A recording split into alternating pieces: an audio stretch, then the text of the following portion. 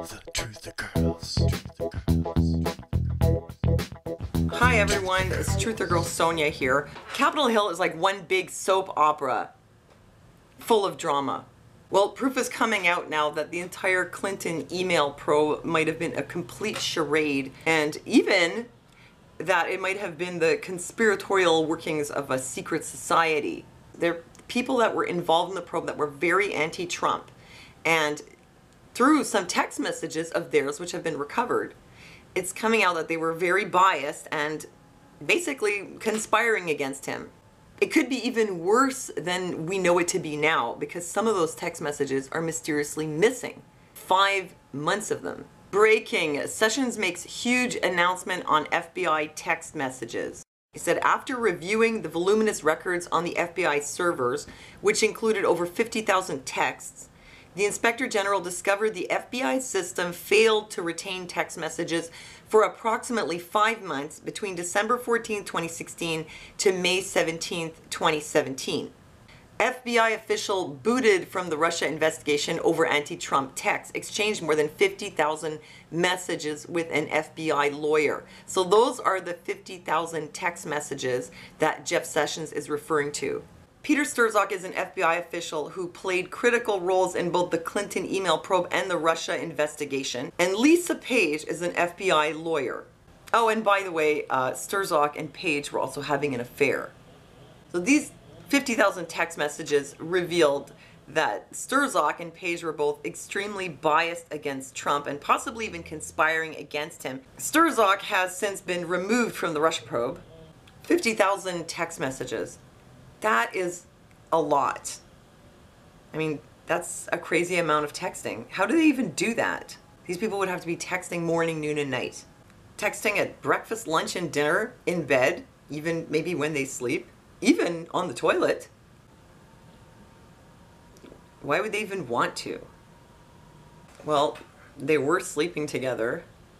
Maybe there was a lot of drama in that relationship. The problem with these texts is, first of all, what they contained and the fact that so many of them are missing. And after you see what's in them, you're going to kind of wonder, well, isn't it convenient that those texts are missing?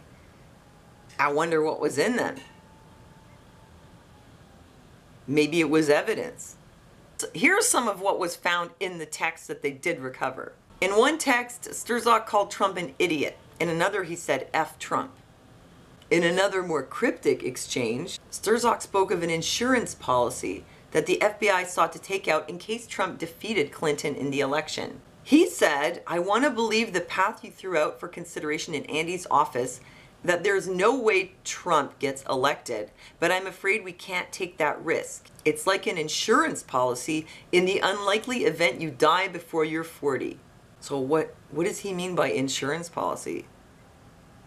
It sounds sinister to me. Sounds a bit mafia. Tell Rocco to take out an insurance policy on the Donald. Republican Congressman John Ratcliffe has even proposed that these text messages reveal evidence of a conspiracy by a secret society. And part of this conspiracy seems to have involved making sure that Hillary Clinton doesn't go to jail. Here's a recovered text message from Lisa Page that says, and yeah, it's a real profile in courage, since she knows no charges will be brought. So it looks like I said, it was just a big charade.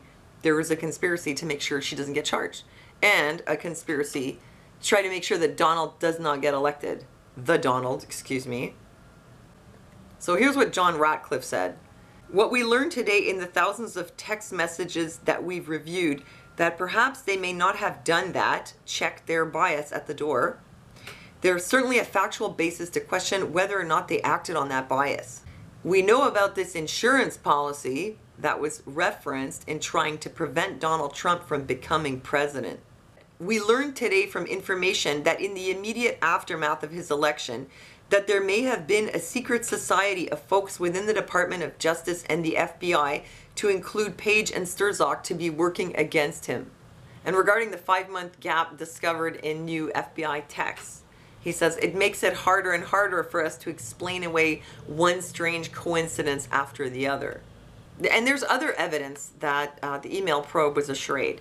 Congressional investigators find irregularity in FBI's handling of Clinton email case. Well, now it's turning out, for the first time, investigators say they have secured written evidence that the FBI believed there was evidence that some laws were broken when former Secretary of State Clinton and her top aides transmitted classified information through her insecure private email server. The evidence includes passages in FBI documents stating the sheer volume of classified information that flowed through Clinton's insecure emails was proof of criminality, as well as an admission of false statements by one key witness in the case, the investigators said. The investigators also confirmed that the FBI began drafting a statement exonerating Clinton of any crimes while evidence responsive to subpoenas was still outstanding, and before agents had interviewed more than a dozen key witnesses. So before they even had the evidence in, and before they'd even finished interviewing the witnesses, they're already drafting a statement exonerating Clinton.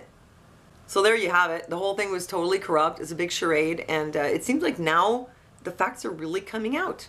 Maybe Hillary Clinton will spend her last few years on this earth making license plates, after all. Oh, and what are we going to do about Sturzak and Page? I know one thing for sure. Those people are addicted to social media and they need help. So that's it. Let me know what you think. Thanks for giving me a thumbs up. Thanks for your support on Patreon. And thanks for listening to me.